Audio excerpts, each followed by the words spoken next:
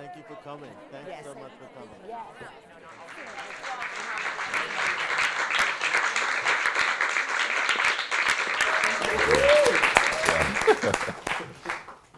Just first of all, on behalf of the Skoll Foundation, just want to welcome everyone here to this session.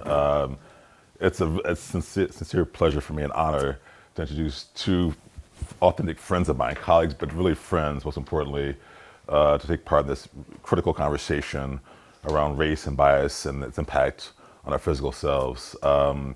As Lori noted, I am a principal at the Skoll Foundation. I lead the Justice and Equity portfolio, and Dr. Williams, Olajide Williams, and Lori and HHPH were actually among the first grants I made when I joined the foundation. Within the first 6 months, I was watching a program at MSNBC, Joy Reid, and Jide was on there talking about the program and hip hop and rap and its impact on the body and enlisting all these MCs and rappers in his effort. And I'm like, he's the one I got to fund ASAP.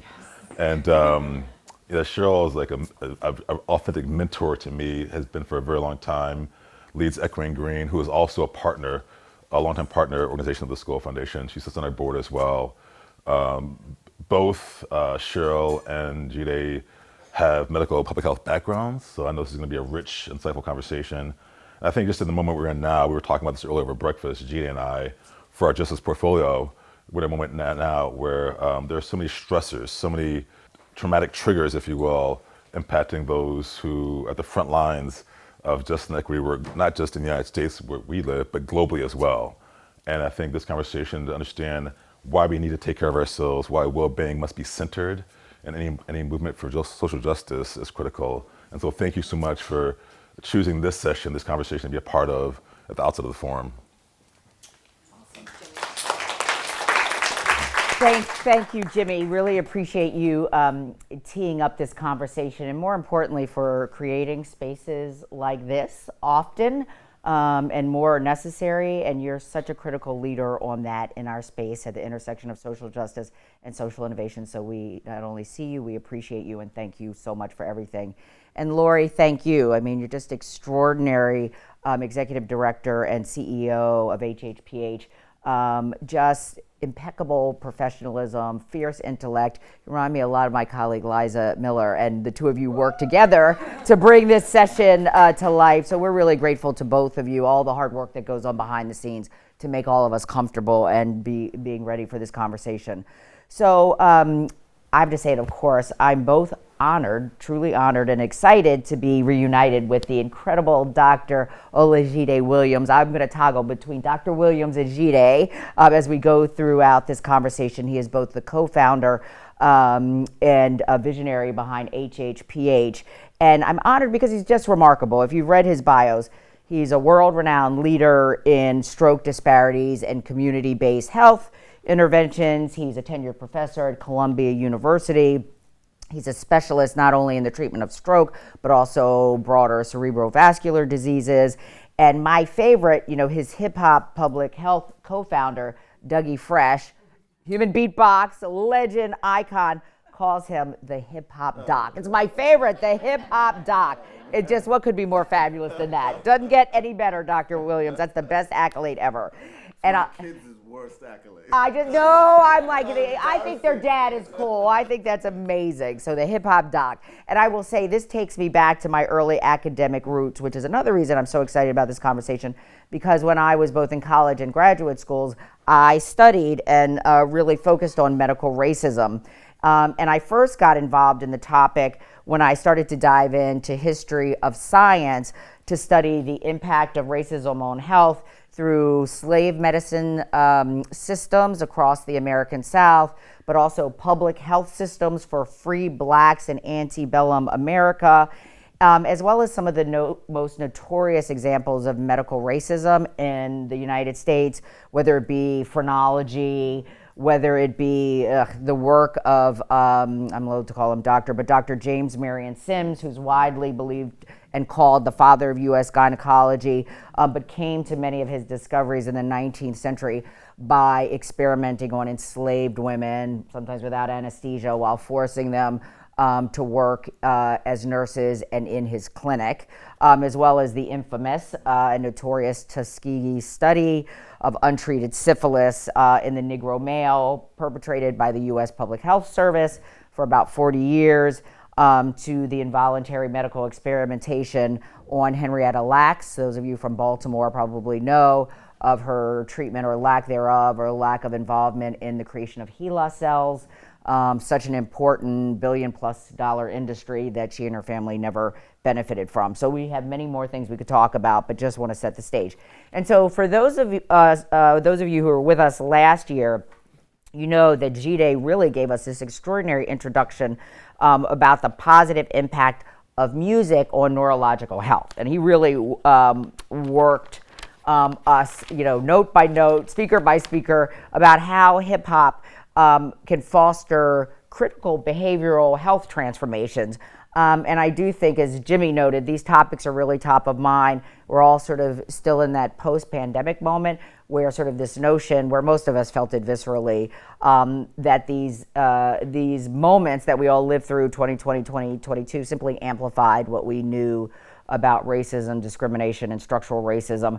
But now I think it's time to sort of call that back and drill down more, and now move us forward with the guidance of Dr. Williams to actually put on his scientist hat to tell us what actually happens to the body, starting in utero, to both the fetus as well as the mother when confronted with discrimination, structural inequity, structural racism. So can you tell us the impact of racism on the body, and include brain health, your specialty?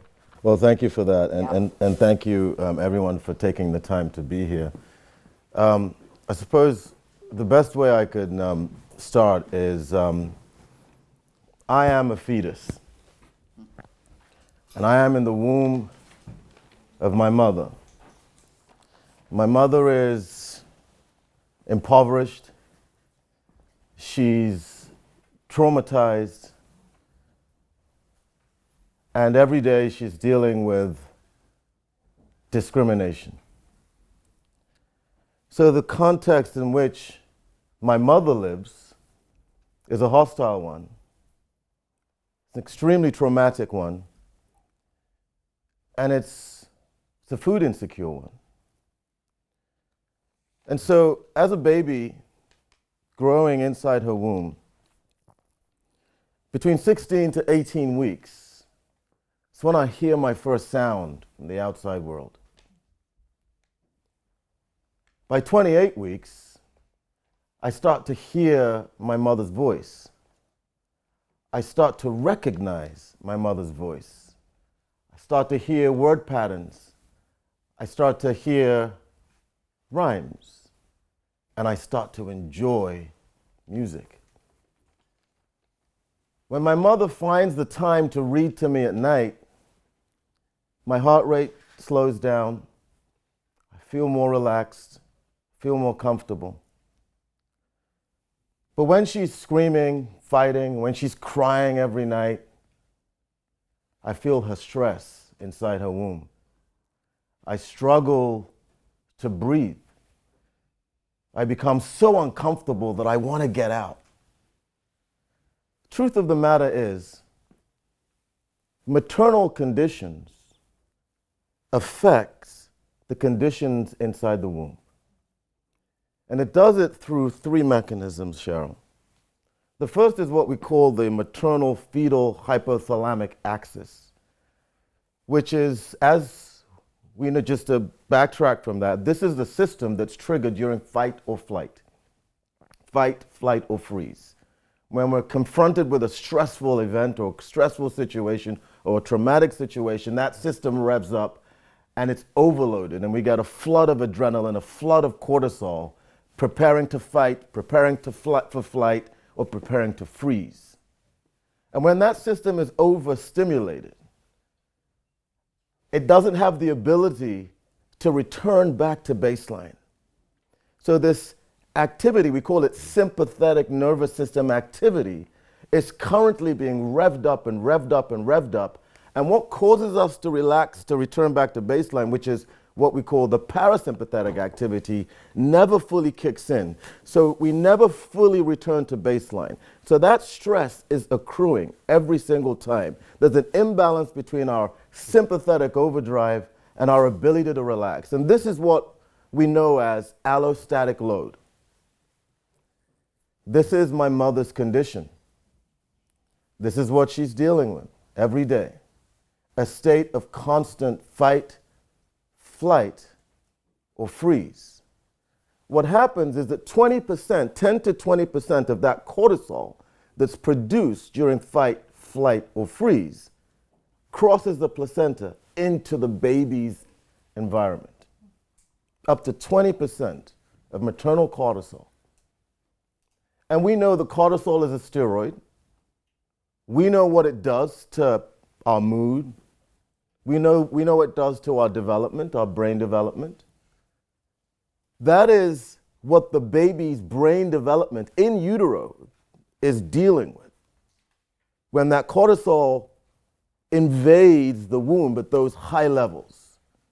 The second thing that happens to me inside my mother's womb is that the uterine artery, the artery that brings nutrients to the womb, to me, as I'm inside the womb, the uterine artery starts to vasoreact in moments of fight, flight, and freeze. The pressure in that uterine artery is so high that my ability to absorb nutrients from my mother is also compromised.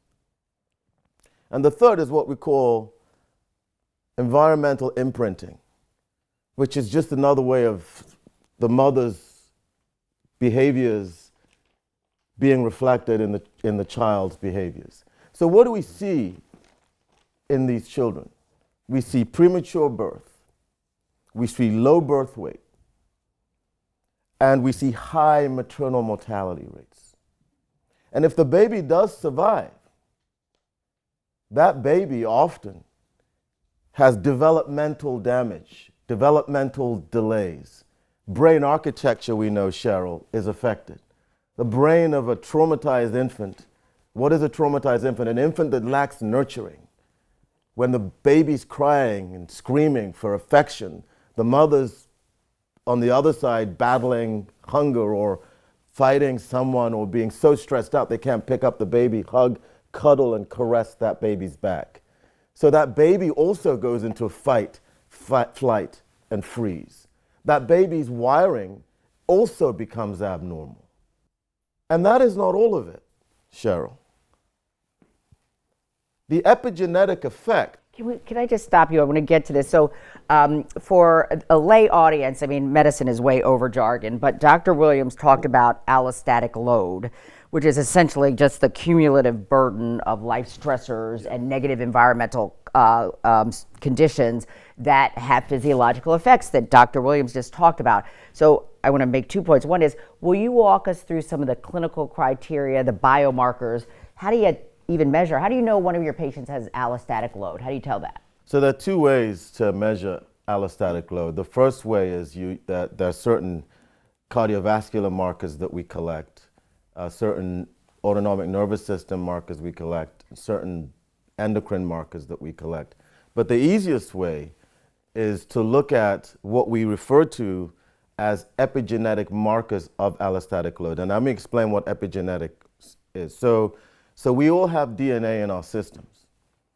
And our DNA encodes our proteins, et cetera, et cetera. But environmental stress, we now know, can actually alter, can modify the actual DNA by either turning off a gene or turning off a gene. And what typically happens during the chronic environmental stress is that a process called DNA methylation occurs. And DNA methylation, it could be hypo or hypermethylation, can lead to turning on of a gene or turning off of a gene. The problem is that in risk conditions, the genes that are often turned on are harmful genes. A colleague of mine, Cheryl, her name is Jackie Taylor, and she studied parental stress among mothers of kids in the Head Start program. And what she found was that among these mothers who were highly stressed, what she found was the switching on of the PARP1 gene, which increases your risk for hypertension. There are other genes that can increase your risk for cancer, increase your risk for obesity, diabetes, but that was the one she found. We also know that these epigenetic phenomena can be transferred, can be inherited by the mother's offspring, by your children. So there's there's this intergenerational transmission of that risk gene, that epigenetic phenomena from the mother to the baby. So not only is the baby, Cheryl, dealing with all that allostatic stuff that I talked about, the baby is also, has a disadvantage, an epigenetic disadvantage, which sets that child up for risk of all types of problems as an adult. Yes, and going back, this is so extraordinarily important because you get sort of a mechanism for how this happens, right? And so I'll say a couple of things. Epigenetic means the DNA changes are not permanent. They are not genetic, but right, they're reversible. So that's one thing. And then, you reminded me, you are both a scientist and clinician. I was only briefly a clinician, but way back in the day while I was still doing clinical work, a researcher, I think she was out of Michigan, Dr. Arlene Geronimus, came up with the concept of weathering. And it was revolutionary, right? It was this idea like, well, why is the peak of fertility for white women like 20 to 30, but for black women like late teens?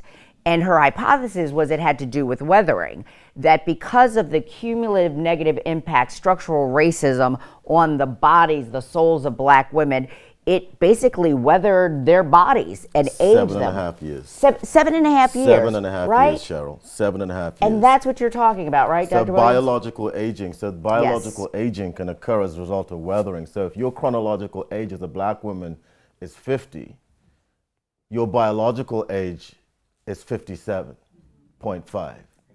And if you look at black-white, there's a disparity between their chronological, there's a divergence between chronological and biological age, and it's all linked to these allostatic load stresses. Right, it's just incredibly powerful.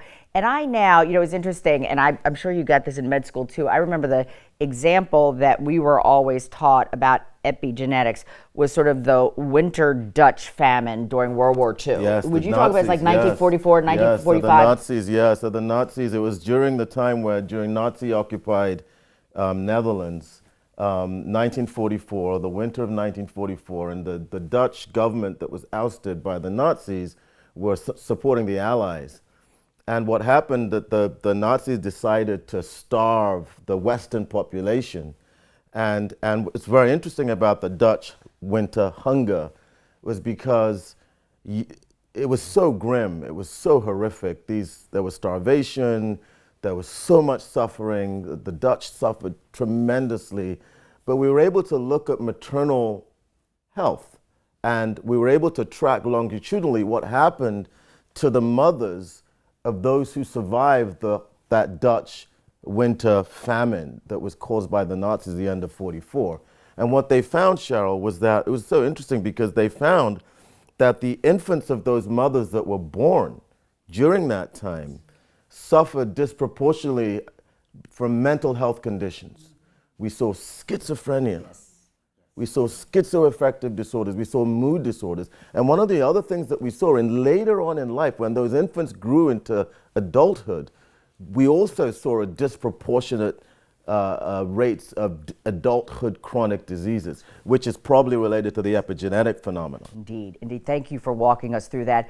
And, I'm just such a fan of your work on so many levels. And I sort of I'm starting to contextualize you in sort of folks who are in this pantheon of trying to talk about this and make something that seems ethereal real. So I think about Dr. Camara Jones, who talks about, interpersonal racism versus structural racism versus, so she's set out this incredible taxonomy, the cliff analogy and the gardener's tale. And then Dr. Nadine Burke-Harris looking at adverse childhood experiences. And then even Dr. Williams at the Harvard School of Public Health, who's got the leading score of discrimination. How do you measure health discrimination? How do you think about your work in that context, in that milieu? It's so important. So for me, just to go over some of the things Cheryl talked about, she talked about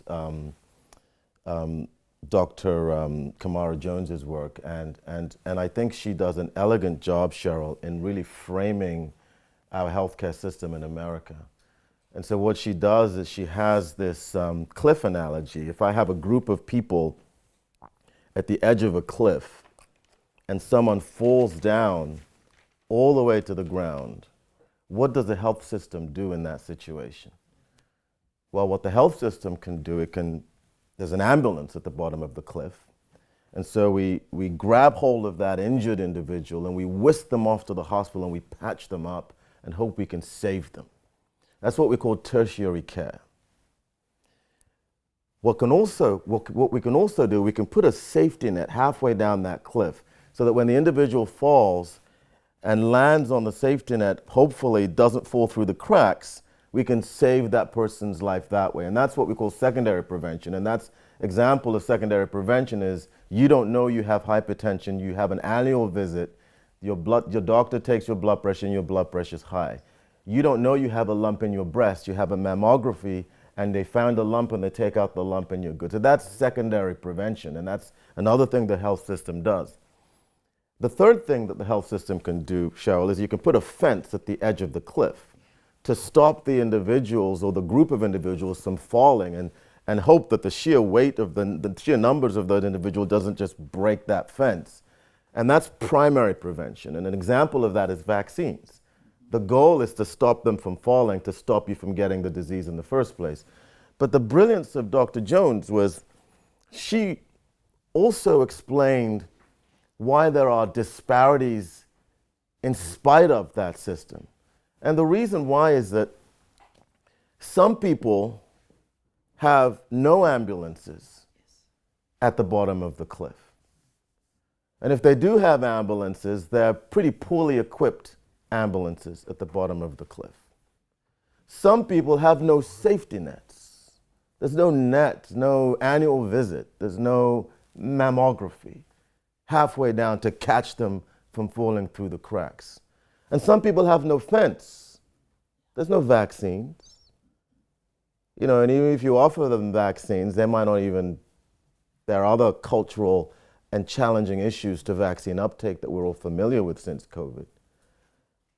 And some people live at the edge of the cliff, and they're always at risk for falling. And what Dr. Jones says was that sometimes the best intervention is simply to take those individuals living on the edge of the cliff and move them to a place of milk and honey, where they can eat, they can drink, they can have recreational parks, they can have access to healthy food, they can have opportunity for upward mobility, move them away from the edge of the cliff. And that is one of the reasons why zip code in America is the strongest predictor of your life expectancy. Beautifully said. Thank you for walking us through that. It's just extraordinary. And you know, this is hard stuff. You've devoted your life to this, Dr. Williams. And here at Skoll, you know, they talk about doers and donors. You're a doer. And so in light of these incredibly strong structural headwinds, like where do you see heat and light? Like, are there any strategies? How do you think about it? How do we change this?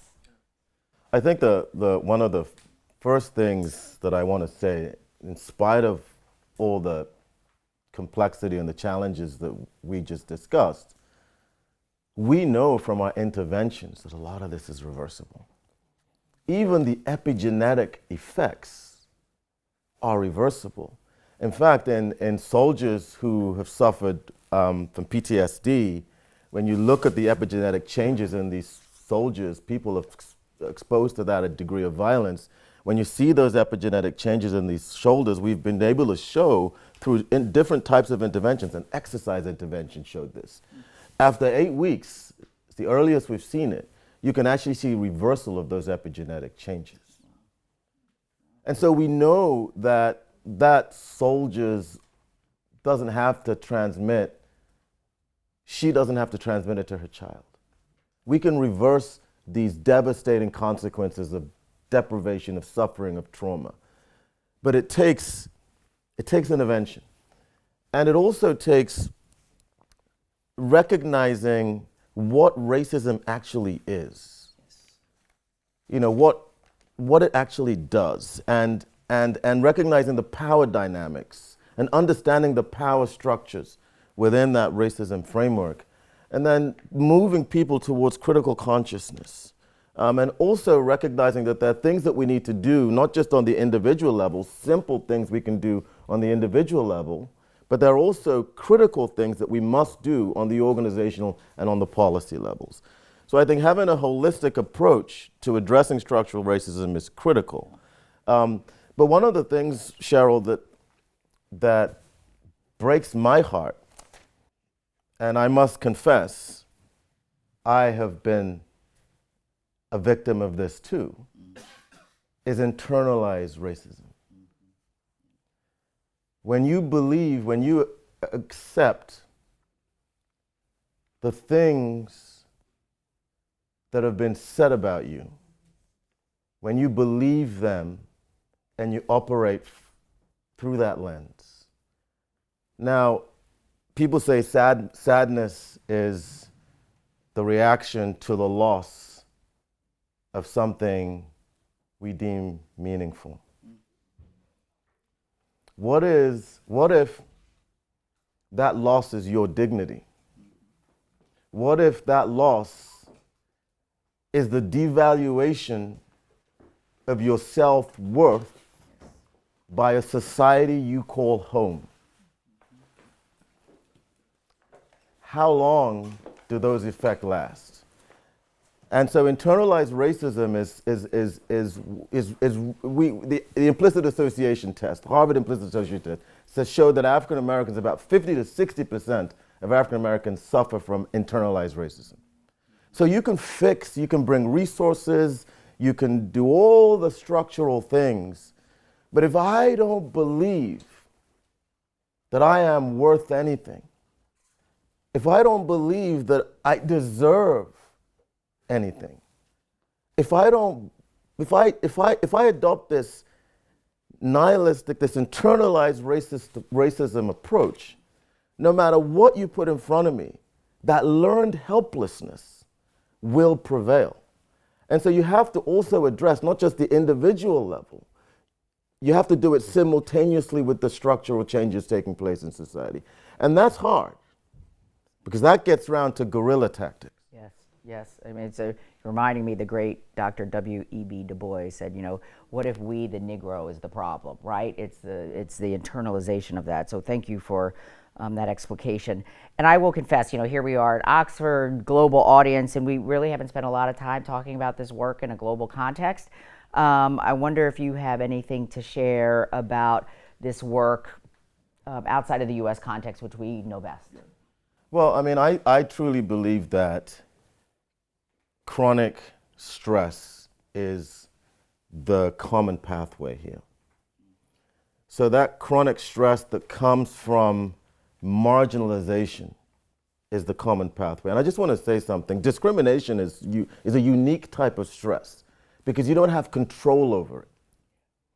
Whether you're a Dalit in India or whether you're an African American in America or whether you were a Jew under Nazi Germany, you don't have control over it when it is what defines you that is supposed to be wrong with you. You can't work your way out of your black skin. You can't work your way out of your Jewish culture. You can't work your way out of the assignment that society has put on you. So marginalization is the common thread here. And where you have marginalized societies, where you have discrimination, you have allostatic load, you have epigenetic effects, you have all the things that we've talked about. I'm sure survivors of the Holocaust had exactly the same problems as survivors of the lynching in southern United States. Because it's the allostatic load, and the pathways to the allostatic load we now know is the chronic stress that comes from this particular type of marginalization and deprivation. LGBTQ individuals, people with disabilities, the chronic stress that occurs in those individuals can all lead because they are discriminated about. Even the way people look at you. You talked about David Williams. Yes. So I love David Williams because he developed a scale called the Everyday Discrimination Scale. It's such a powerful scale. It's 9 items, and it's a very simple scale. Questions are so straightforward. Do you feel that people don't trust you? Do you feel that people look down on you? Do you feel that people don't treat you with respect? Do you feel that people threaten you, et cetera, et cetera? It's a very almost seemingly innocuous items. These tiny little indignities. But what David brilliantly showed was that it's the accumulation, the accruing of these individual indignities that actually drives the chronicity of the stress that causes these effects. And so he had an item response to each of these questions where every day, once a week, a few times a month, a few times a year, et cetera. And they found that those with the highest everyday discrimination scores were the ones that had the premature death, the inflammation, the high blood pressure, the diabetes, et cetera, et cetera. So these marginalized communities all over the world, this is the invisible assault on their physiology that people often don't talk about. That's right. It just incredibly powerful. I remember, I think during the pandemic, 60 Minutes, for those of you who have access to it, did a wonderful segment on Dr. Williams and his everyday discrimination scale. And years ago, many people have used the term, but I remember first reading Dr. Joel Gibbs talk, I think it was The Sweet or the Juice, talking about micro assaults. And that translates physiologically, which we heard from Dr. Williams. There's also microvalidation.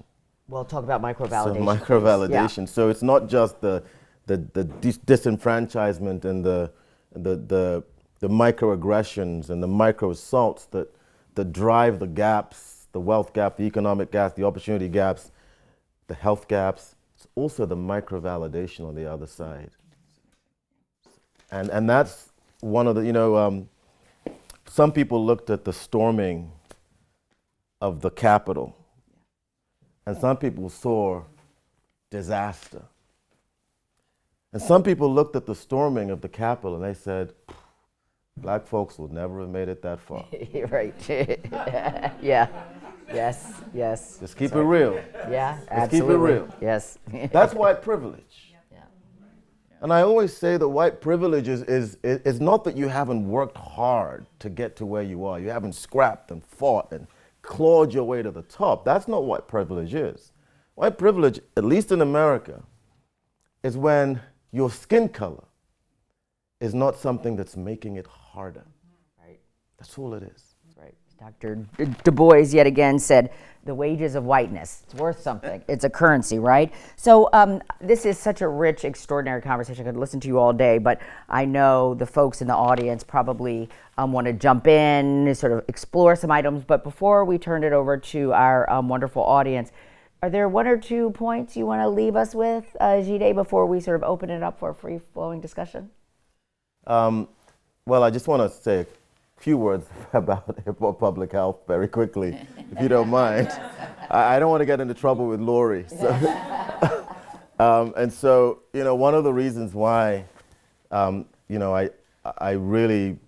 excited about hip-hop public health is I really see us as an organization that really addresses the cultural racism in our health and our education system. So young people in marginalized communities, they don't see themselves in the curriculums. They don't see themselves in the educational, they don't see themselves in the information that they're being given, in the books that they're being taught with, in the scenarios, the case studies, the programs. They just don't see themselves. They're invisible. And other kids see themselves. So there's microvalidation on one side, and there's this gaping sense of invisibility on another side. Where is my lived experience?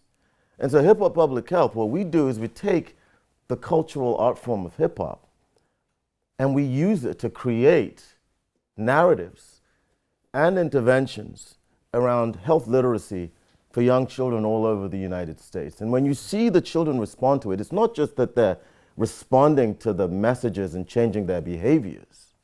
it's also because they see themselves. They feel heard, they feel seen. They see their lived experience reflected, and they're like, wow, you're bringing my thing into the classroom, into the after-school programs? Wow.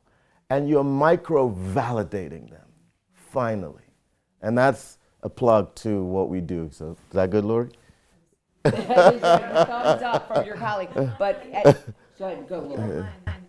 One of the things that I would love, and we have a good amount of time for Q&A, so please start thinking about what you might want to ask. I would love it if you can share, and maybe from both of your perspectives, but Jide, maybe if you start about the hope, the hope and the things that we know that are effective in terms of turning back that projected biological clock closer to chronological age, and the things that we know through research, not just because it sounds like a good idea, that can really help us from that bigger picture wellness perspective and protective things that may not even cost anything. Yeah. So I'm very interested in resilience, and I actually think that through epigenetics, we're going to open doors to why some people are resilient and others aren't. So I'm very excited about resilience. But to Lori's point, I'm also excited about neuroplasticity in the brain. And one of the things that we know is that just the simple act of nurturing, simple act of loving, has powerful effects on neuroplasticity, has powerful effects on some of these epigenetic phenomena. You can actually reverse a lot of these processes, and you can kind of influence neuroplasticity through nurturing and through love. And it sounds kumbaya-ish, but there's scientific basis for why this actually works. And that's why I have hope, because I ultimately believe that the light will win. And I think that maybe we're all called, we're all being pulled towards this love and the power of love. People think love is just about romantic relationships and child rearing. It's also about saving the world. And we know it also saves the brain and the body of children who have been afflicted by the most incredibly hostile conditions as they grow up. So that's where the hope really is. The question is, we're dealing with such forces. We're dealing with such resistance to the type of change that will bring about the type of justice that we need in these areas, is that how do we disrupt? How do we, and I believe it needs to happen from the top down and from the bottom up. People think the hardest part is the top down, but you'll be surprised how hard bottom up approaches also are. They are labor intensive, they require you on the ground, doing the hard work, sweating, not sleeping, fighting. It's just as hard building up as bringing it down. So I think we need a bifurcated approach to addressing this injustice. That's beautiful, and thank you for bringing sort of love, the heart, into this work.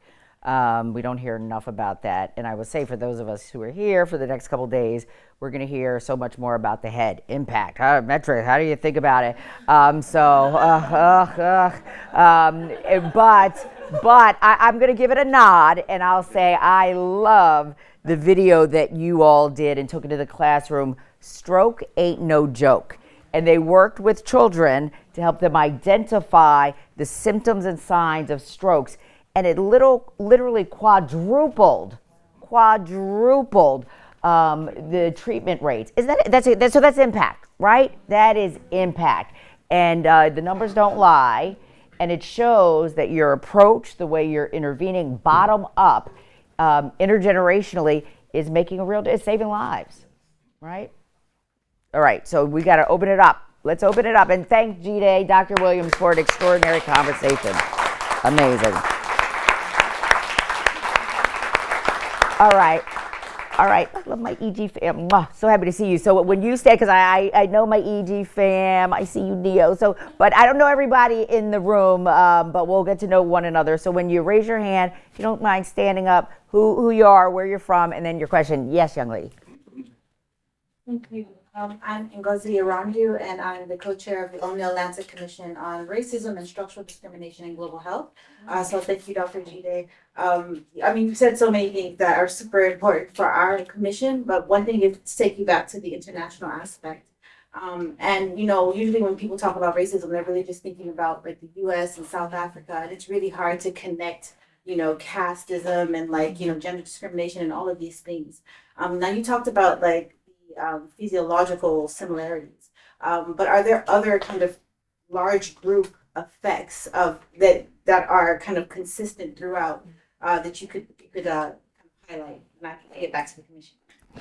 Yeah, I mean, I think I think what you're asking is whether the physiological effects are a final common pathway from many different parts of the world and many different marginalization systems in the world. And the answer to that, in my opinion, is yes.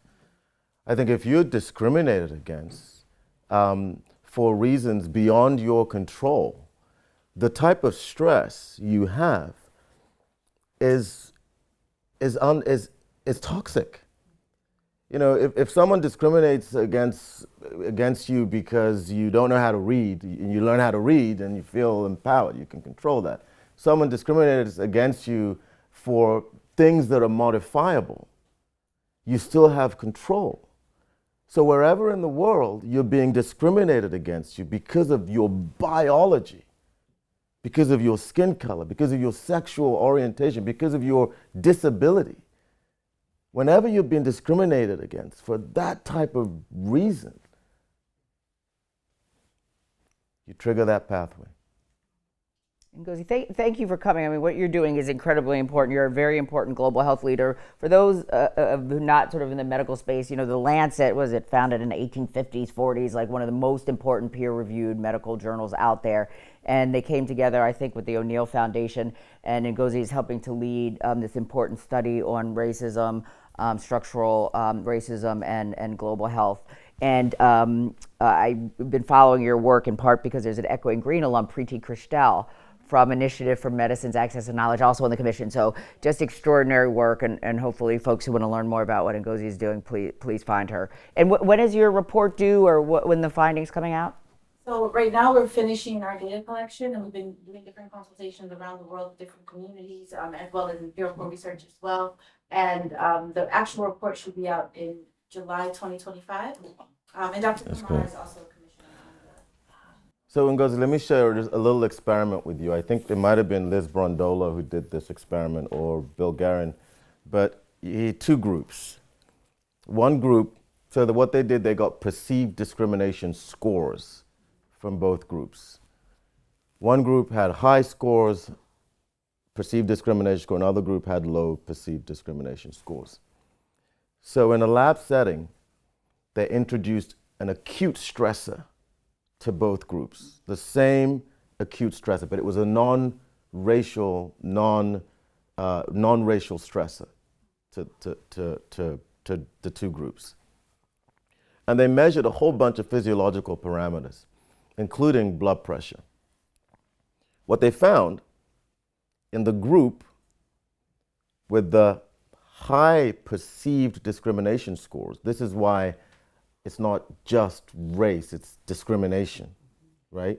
In the group with the high perceived discrimination scores, diastolic blood pressure shot through the roof relative to the group with the low, for the same acute stressor. Now, this is what was scary. The return of that pressure to normal took almost 4 times as long in the group with the high perceived discrimination scores. And that bottom number, 120/80, is that little bottom number, which is correlated to poorer outcomes. Yes, absolutely. So thank you for that. Any other questions? Rana? Oh, sorry. Just because of the way we're doing sound, do you mind just doing a bit of a recap on the question? Sure, If you can. sure. Thank you so much. Rana, hi. Talking about sort of the accruing of scientific knowledge. How do we make sure it's not turned against us as another tool or cudgel for discrimination and driving structural racism with these new scientific tools? How do we do it? That's $1 million question. Because human nature is human nature. Whether it's sabotaging AI or sabotaging epigenetics, human nature is human nature. And I'm convinced that there will be groups that would try to use it for the purposes that you are warning against. The question is, what do we do to make sure that we safeguard and we mitigate the effects of these groups? How do we mitigate the effects? So you're not going to stop it from happening, but how do we safeguard and mitigate against these effects that we know are coming? And we know it's coming with AI, for example, and we know it's coming with science. And how do we do that? And I think that's why we need to really start thinking outside the box. We need to be one step ahead. We can't just be reactive. We have to be proactive in this, otherwise we'll be taken by surprise. We now are not allowed to use race when we're screening applications for colleges and medical schools. There's a whole backlash against DEI. And so now colleges are now looking for surrogates so that we can still enroll and increase the numbers of underrepresented minorities in the medical profession. And I'm sure it's happening across all fields. But these are the constant pushbacks that we're going to continuously see. I personally think that we are always reacting to these setbacks. I think we need to be more proactive so that we're so far ahead that even if they try to peg us back, they won't peg us back to a place that's even going to touch us. But we're not investing in that proactive approach enough. And I think that's the only way to safeguard against. And can I just say, this in conversation that Rana and Jide are having, if you take it out to its terrifying logical conclusion, race is a social construct. If we got down to our 98.999% DNA that's completely the same, but you start having these epigenetic markers that people say, oh, this is how they are different. This is no joke. And I appreciate you really raising it, Rana, because it's terrifying. It's really terrifying. Yes, next question or comment. Raise your hand, don't be shy. Yes, hi.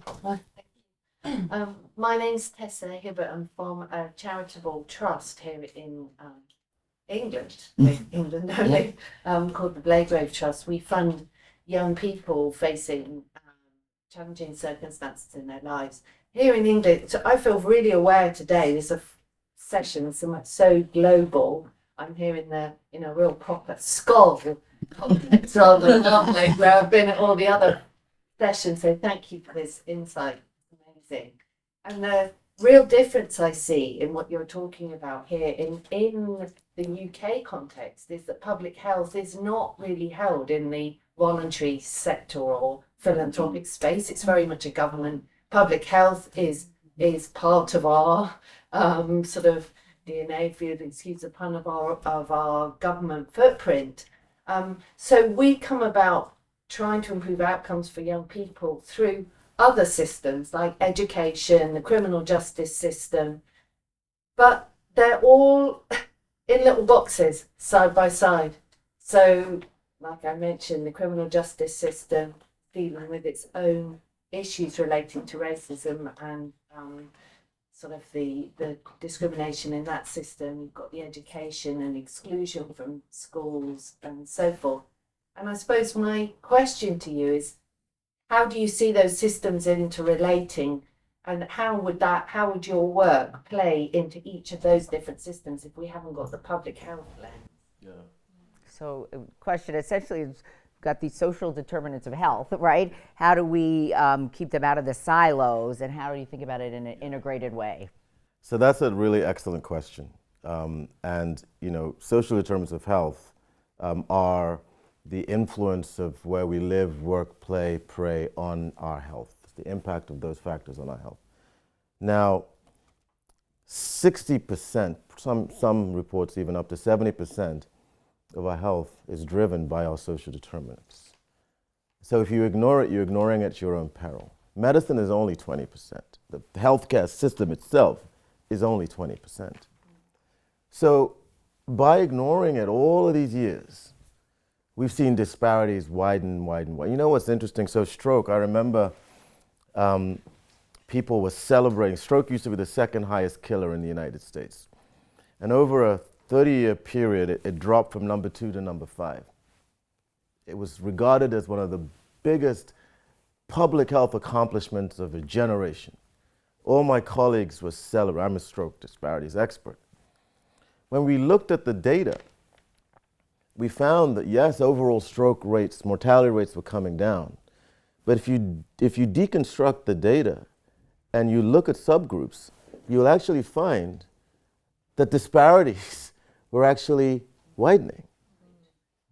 And that's why you have to take these data with a pinch of salt. Now, I think George Floyd and COVID, I think really stirred a hunger to understand and learn these intersections by multiple sectors. I think people realize that we're all in this together. You know, I used to say that if the people on the Upper East Side of Manhattan and Spanish Harlem, the life expectancy on the Upper East Side is 86. The life expectancy in Spanish Harlem is 76, okay? The Upper East Side was a green-lined neighborhood.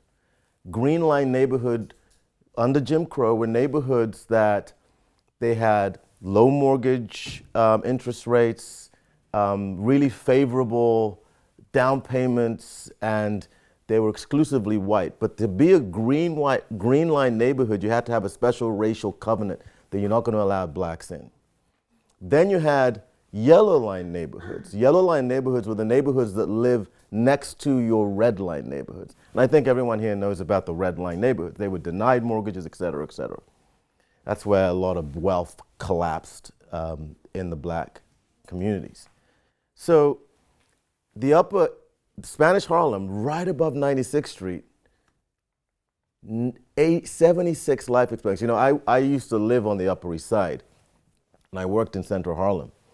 And it's interesting, anytime I crossed 96th Street on the East Side, you realize you're going from a life expectancy of 86 to a life expectancy of 76. And again, it goes back to social determinants of health.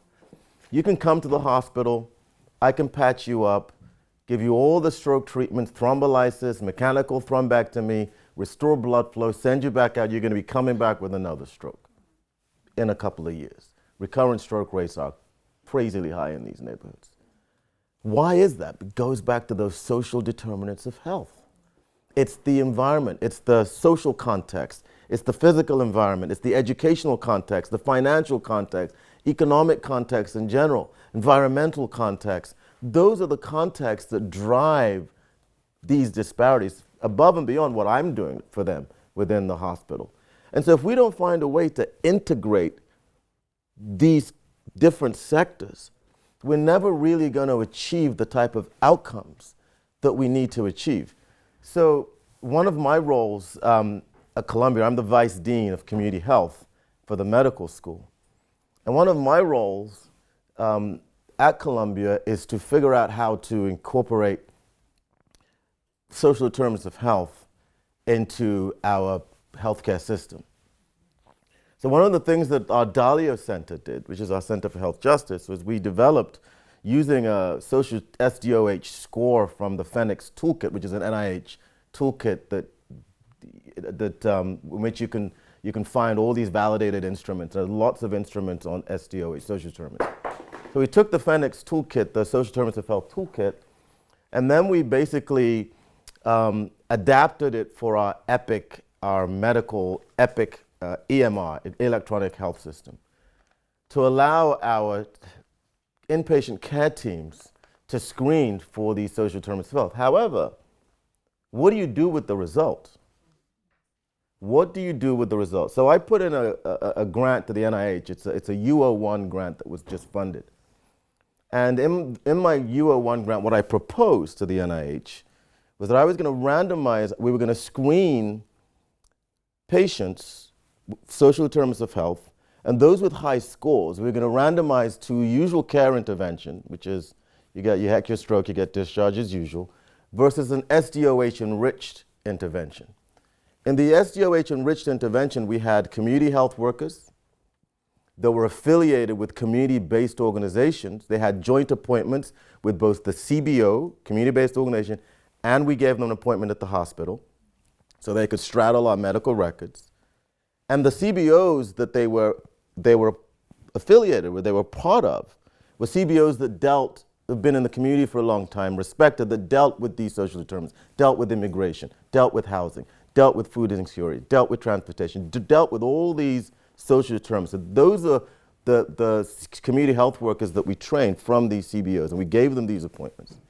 So that was one of the first line of the social determinants health, and the rich team was this community health worker. We also had a community social worker, and we also had a community nurse. The three of them, for very different reasons, comprise our SDOH intervention team. And our hypothesis is that patients randomized to that intervention arm will have better, not just stroke outcomes in terms of recurrent stroke. I talked to you about the high rates within 2 years of recurrent stroke. Not only have lower rates of recurrent stroke, but they would also have better physiological outcomes, blood pressure, cognitive recovery, better epigenetic outcomes, because we're looking at not just DNA methylation at baseline, we're also looking at telomere lengths, and we're following it longitudinally. And that's our hypothesis. And we've just started, but I believe that it's through this type of integration that we'll really be able to bring these different sectors together around health. I say, Olajide said the magic word integration, and I'm going to call on you in a second, Antoinette, so I'm going to give you a minute, because I do think some of this is a design challenge. So there are social innovators all over Marmalade and Skoll World Forum, in addition to Jide, who are thinking about this. So I'm thinking about Health Leads, started by Rebecca Oni and Rocco, I don't know Rocco's last name, but who are figuring out how to change the incentive structure for the payer mechanisms in the United States, right? So to get paid for providing for food insecurity, for job training, right? That's a game changer, right? So that's at the federal level. Then there's Echoing Green alum, Katja Fells, who worked with the most marginalized women on the streets of Cambridge, Massachusetts, and recognized that, these women were seen never as assets, but as problems. So until you fundamentally change the attitude and design a fundamentally different, holistic approach around well-being, we were never going to get there. They've had some success at, I think, the state level. And then I think you have incredible design. This is a design expert, Antoinette Carroll from Creative Reaction Lab, working with young people. So Antoinette, any response of how you think about this as a design challenge? I mean, hi everyone. So my name is Antoinette Curl. I'm the founder, president, CEO of Creative Reaction Lab. And at my company, we say all systems are by design. That means systems of oppression, inequality, inequity, and advantages are by design, but it also means we can be redesigned. And with that, we look at everything from public health and healthcare to education, justice reform, and think about the reality that intergenerationally we need to be doing this work. Because we were founded in response to the uprising in Ferguson. As a reminder, it's the 10-year anniversary of Michael Brown Jr.'s murder this year. And we saw a repeat of what tends to happen. The silos were strictly perpetuated there, and we continue to see it. And also, we wanted to center the adults and people with titles and said, well, let's have the mayor talk about this from a policy lens, but we know it was very short term and not sustained. And so do I think it's a design challenge? Yes, because I'm going to be very candid with everyone here. We talk about equity a lot. I've been to a lot of conferences. I've held a lot of conferences. We all are still stuck in this theoretical space. Yes. And we tend to talk about equity through the lens of if we do a training and conscious bias, then that's enough. And we don't have a lot of vulnerability and transparency in the field and outside the field to really talk about what does equity in practice look like. Yes. I think spaces like this, you hear a lot of social innovators that are doing equitable work, but the reality about equity is that equity is giving people what they need when they need it. My needs today are going to be different than my needs a month from now. Justice we should be after. And with justice and with equity, it is a futurist mindset because we've never had it. So the truth of this work is that I'm gonna be honest, and you asked about hope. I do see hope. There's a lot of changes that happen over time, but we also, as humans, like to repeat what we've always done. And I believe that in a year, in 10 years, in 20 years, we're going to continue to have these conversations, which is okay because at that time, we're going to need a new form of justice and a new form of equity. And it's about how do we sustainably design this work within it. So That's beautifully said. that's my goal. Thank you so much. Hi, Leo. How are you? Introduce yourself and share your question. Hi, Rebecca. I'm just jumping into Good. the comments. It's not really a question. So you're based in South Africa, very much focused on improving access to medicine for patients, primarily Black communities, who are spending 4 hours, 5 hours in queues. And I think the piece around design, again, features a lot around the fact that in South Africa, if you are in a white neighborhood, still today, you'll spend 30 minutes to access treatment at most. Black neighborhood, you'll spend definitely 4 hours in a public healthcare system. And I think even today, when we think about the systems by design piece, and we think about how do we even get to a point where the health system doesn't yet have that mechanisms to self-reflect to say it can't be that I'm spending so much time, I'm paying so much time tax. And I do, for me, feel like for the how do we change and how do we build that design base. And I think for us, there's been a strong reflection around how do we amplify the voice of the patients in the context of them thinking about the healthcare system that they want to exist in, that they want to effectively participate in, and thereby effectively undercutting some of the power dynamics, going deep into the context of me believing that as a patient, I can influence how I receive care, how I feel a high degree of respect, and so on. And I do think that it is by the strong component of it having to be deliberate, having to be consistent, having to be embedded in all of the different systems around confidence and around feeling that you're not just a participant in the system. I think for me, that is the piece that still resonates strongly with the fact that it has to be by intention for us to be able to change those healthcare outcomes. Thank you, Neo. That's very powerful. Tiffany. I'm going to piggyback off of something Internet says. As a longtime fan of Cheryl's former employee at Equal Green, to give a little context here, I'm totally aware of social impact and the woo-woo-ness that you talked about in this week, but also let's add some more woo-woo-ness around social innovation. And a bit of context here is, as an organization that I work for now, the Cafe Group, one of our biggest initiatives is around disrupting this brown versus white education decision in the United States in 1954, and it's now the 70th year anniversary this year. And just a little context around that is that decision basically ruled it unequal for segregation in education in the United States. But what that decision also did was that it left 40,000 Black teachers without jobs. And the organization that I'm with now, a big part of our initiative is to fund Black education innovators with $1 million unrestricted to disrupt some of that work. And same for Equine Green, giving money to social innovators across the globe around what are the big issues, what are the big problems that you're seeing. And you all talked about design as a big part of this and moving from equity to justice as another part. But when we think about all that we've talked about here, what is the role of social innovation in this work? What are some of the things that Antoinette or Neo or Rebecca should be taking with them as they go back into their communities to redesign their work? How do they take this work, all of the lessons that you all have demonstrated, to help shift some of their work and then the space itself? What's the social innovation? What are some good things that we're seeing as a result of this conversation today? Great. I mean, do you have any, I've got my point of view, and I'll be a little bit theoretical in a second, but any examples that you're seeing, whether you're doing it at Hip Hop Public Health or? Well, I mean, I can say that just a quick example. So at Columbia,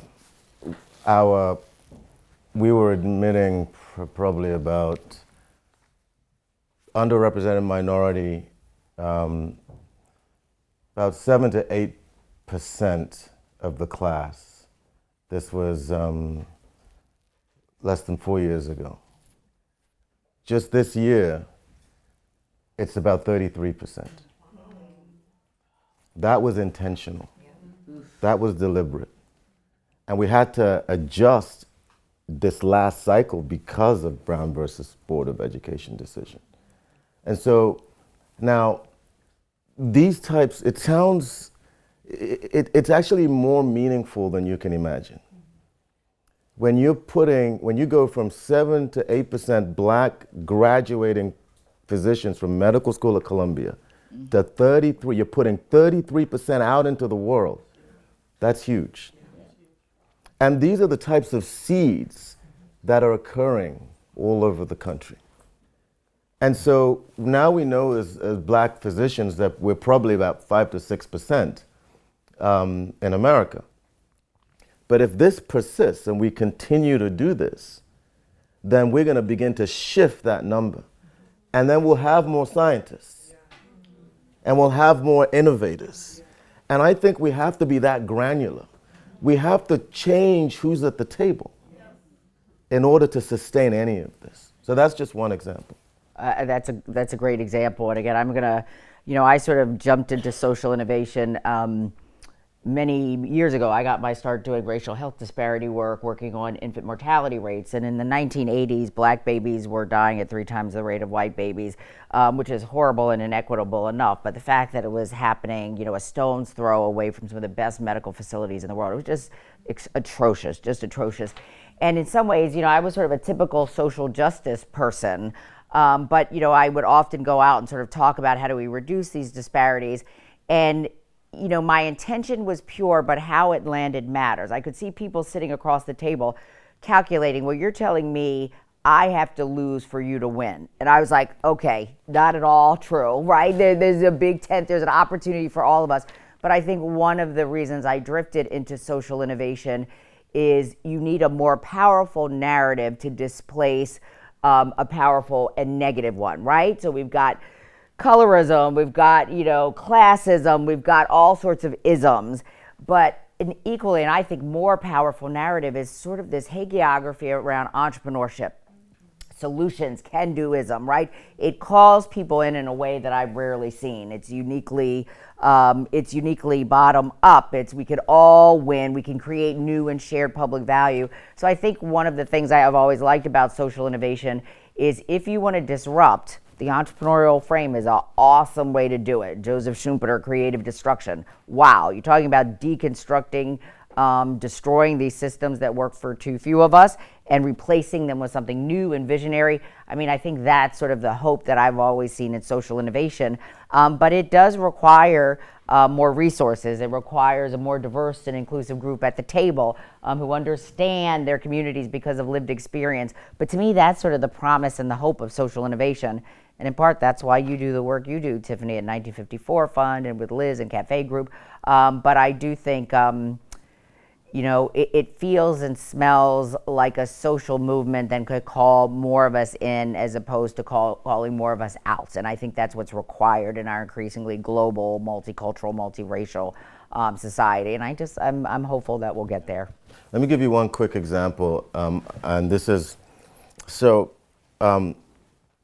I joined Columbia in 1998 as a neurology resident. As a neurology resident, we trained where we learned how to become residents. We learned it in the Medicaid clinic. So all our training took place in the Medicaid clinic.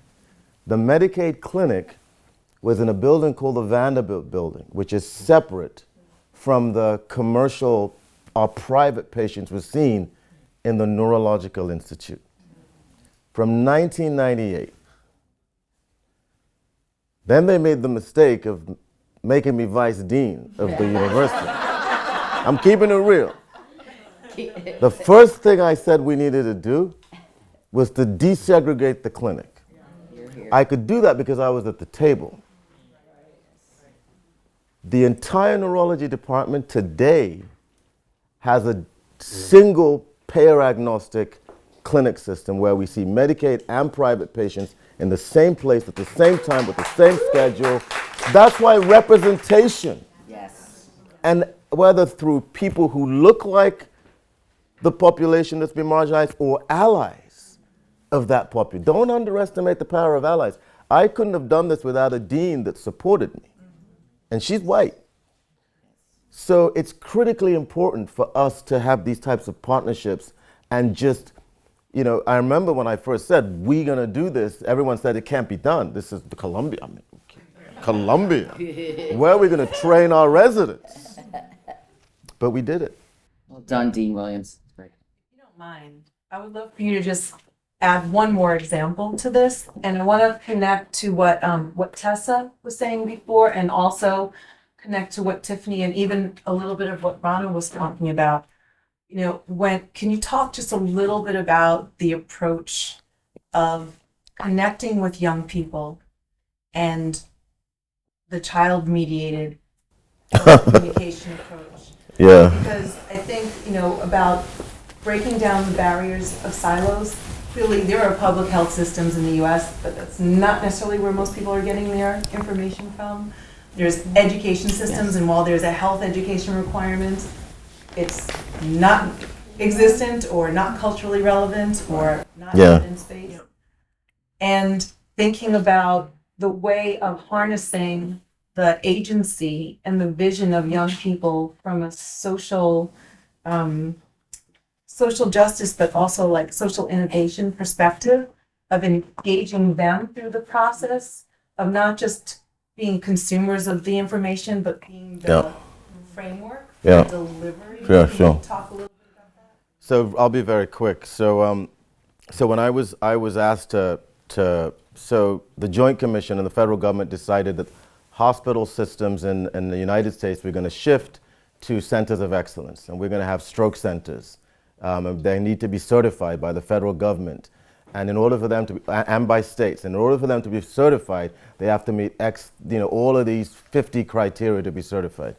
So I was at Harlem Hospital, and I was the director at the stroke center at Harlem Hospital. My CEO called me and said, Jide, we want to be a stroke center. Otherwise, all our blacks, because the key was that if you weren't a stroke center, your stroke patients the ambulance will take them to another hospital that is a stroke center. There's a diversion protocol. So CEO said, we don't want all our black folks going to that hospital. We want them coming to where they're comfortable. So you need to make us a stroke center. And so we did it. We took a while, but we got it done. We became certified as a stroke center. And then we were waiting, and the whole goal of being a stroke center, one of the metrics is that you have to treat patients with this clot-busting therapy. So for those of you, I'm going to give you all an acronym. This is a teachable moment. Sorry. Go for it, Dr. Williams. Professors in the house. So BFAST, B-E-F-A-S-T. These are the cardinal symptoms of stroke. B is for balance. Sudden imbalance could be a sign or symptom of stroke. Sudden incoordination.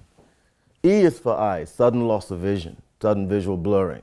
F is for face, facial droop. A is for arm, your arm droop or arm weakness. And then S is for speech. Your speech might become slurred or incomprehensible. And T is an action item. It's time to get to the hospital. Call 911. And so one of the things that we found was that we were so ready to treat patients. We had even done mock drills, and we could treat a patient from the door to thrombolysis to clot busting medic. We could treat them within 30 minutes. That's pretty impressive. No one came in. And I was like, oh my God, no one's coming in. What we kept seeing, the treatment window at that time was 3 hours. People kept coming in way after that 3-hour window. And the reason why they kept coming in was because, A, they didn't think there's anything could be done about it. My hand is paralyzed. Let me sleep it off. Maybe it will come back. Maybe I'll call my pastor for a prayer. Maybe I'll make an appointment with my doctor next week to go see him. So many reasons why people didn't come in immediately. And so we went into the Central Harlem community, and we basically surveyed the most common reasons, and we published that it was really low stroke literacy. The question was, how do we flip that? We looked back retrospectively over the last 5 years, and we were treating less than 2% of patients with this life-saving medication. This medication, especially the clot extraction, is so powerful that we call the response the Lazarus phenomenon. That's how powerful it is. We weren't treating anyone. And so we decided that we were going to use hip hop. Sounds crazy. The NIH thought I was crazy, right? Until they funded it. Right? The goal was, we can't reach these grandparents, these parents who are tremendously high risk for stroke. There's no way we could reach them. Dealing with life, struggling, hustling, grinding, whatever you want to call it. They ain't gonna listen to me. They're not gonna listen to public health folks. It's not gonna happen. We had tried that. So we said, wait a minute. Kids are a captive audience. I had young kids at the time. My kids were middle school at the time. This is back in '07, so you know what I'm saying.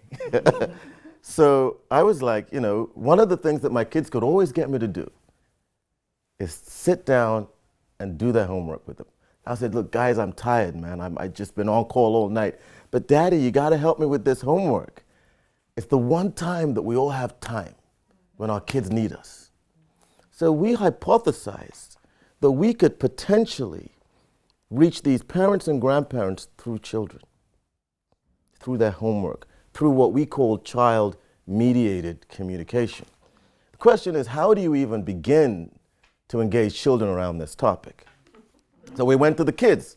How do we do it? The kid says, well, we need to have fun. So I said, well, what do you mean? Give me more specifics. Hip hop. That's how hip hop was born. And so we worked with Dougie and some artists, and we created content around stroke recognition, stroke literacy, stroke action. We flooded every elementary school in Central Harlem, every single elementary school in Central Harlem with the innovation. We then tracked the 5 years before. We flooded the school system for a year, and then we looked at the 5 years after, and we compared it to, it was a quasi-experimental design. We compared it to a matched town. We actually compared it to what was going on in Mount Vernon, stroke rates. And then we found that, and then we tracked every stroke patient that came into the hospital. We tracked whether they had actually heard about the hip hop stroke program and whether they were influenced by the hip hop stroke program. And then what did we find? We were able to quadruple our stroke treatment rates and lower those pre-hospital delays, all through a simple intervention to children. That's how it was born. It was incredible. And just sort of the volume of content. Now, the last time I looked was about 250 videos. Is that the amount of content you all have? So we have content, we have wraparound lesson plans. It's delivered in schools or after school settings. It's very simple. And it's free, yes, Lori. It's free, yes. Yeah, she's great. She's my boss. 5 minutes? Okay, I'm going to quickly, you and then you two. So, hi. Hello. So what you said about working with neuroplasticity, so people that have been affected by transgenerational trauma. So there's doing that as an approach to treating symptoms, but what is the work that can be done by healthcare practitioners, by people in government, people in power, leaders of communities, in response to the way they're actually responding and treating these people? So I'll just go back to my notes. Yeah. So they are, in effect, in a way, responsible for the quality of life that you're experiencing. So you may be able to develop a certain type of resilience. You may be able to have a lot of therapy to try and get through that transgenerational trauma and to overcome that chronic stress that you've had. But there's a whole layer of chronic stress that comes with trying to advocate and battle for yourself when you're trying to receive treatment. So you may be doing the self-work, but if you're not receiving that on the other side, it's there's a huge clash. So what's the call to action to them? And also, so it might relate to design, but also we're looking at things like in Oxford, you may be aware, you may not be aware, but life expectancy between a child growing up, a young boy, in South East Oxford and North Oxford differs by 15 years, and that's entirely to do with social determinants. Jesus. Insane. Oh my God. Entirely to do with social determinants of health, and we are quite a small city, but the status quo remains. So if those determinants are not shifting because of those people that have the power to do that, what is the call to action to them so we can work in tandem together to make, both the work that you're doing and both, Yeah. separate work. Can I'm going to take Go both for it. questions because we're so Good, short on time. good. Okay, well, share your question as well. Thank you. Okay, so hello guys, my name is Karina, I'm from Brazil, and I was thinking that there is a lot of things. But I'm a biologist also, and I work in some movements in Brazil with climate justice and also with Black youth communities, and I'm director of an organization called Perifa Connection, where we work with peripheries in Brazil. And today we have a big society because we are talking how can we change the view or the narratives that the people talk about the peripheries in Brazil, because we understand peripheries with everything that is not in the center. So Black communities, favelas, indigenous communities, quilombolas, that in Brazil we talk too much about this. And we are in a dispute of narratives. We are always talk about this. And when you talk that they cannot, I think so, it is when you say that environments can influence and how the people live. This is exactly what we are trying to do, because it is not just what do you feel where you live, but also what do you listen about where do you live or about your life. And in Brazil, we are making a network of leaders and Black leaders. That is a big country that we are trying to connect people and talk about how we can change it. Yeah. So in Brazil, we have many systems. How when you talk about people going to the university, for example, we have systems of quota, and for us this has been very important. For example, I am the first person of my family, a big family, to go to the university. And other young leaders in Brazil that are talking about climate movement or race movement, gender movement, are also the first person to go to the university because of systems like this and because we are trying to make this kind of be different. So I was thinking that things like this, talk about healthcare or body care or about the territory, because in Brazil we are trying to talk, always that we talk about climate justice or we talk about race, we talk about territory, because for us this is very important.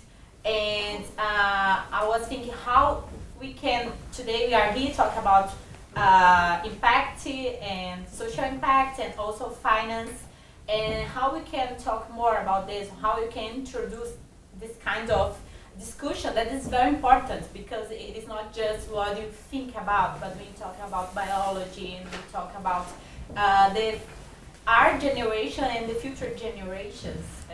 This is a kind of discussion that if we bring to our organizations and movements, we can really have a real impact in people's lives and the black youth people in the next generation. So how we can talk more about funding this kind of discussion about climate, when we talk race, or when we talk about social impact in our organization. Yeah. You got two very meaty questions that are about power, movements, narrative shift, and you got to answer it in like a minute or two. Solve it all for us, Dr. Williams. I believe that that if you educate a woman, you educate a nation. And I also believe that maternal mortality is out of control in so many different countries. But imagine this: when women actually finally come into the healthcare system when they're pregnant, do you know what we screen for routinely? Diabetes, gestational diabetes. Do you know what we don't screen for? Mental depression, mental health. Simple. PHQ-9 will get it done. GAD-7 will get it done. And yet, the mental health disease, quote unquote, is more detrimental to that mother and her baby than the gestational diabetes. Just look at but yet we screen routinely for diabetes. Maternal health, maternal interventions translate to family interventions, especially to children. If the mother's not doing well, the child is not going to do well. And to end with my Frederick Douglass's quote, it is easier to build up a child than to repair an adult. Mm-hmm. Yes. I think he dropped the mic on that one. Okay, join me in thanking Dr. Williams. Thank you, Dr. Olajide Williams, for your brilliance and your time. That was extraordinary. And thank you all for coming. That was amazing.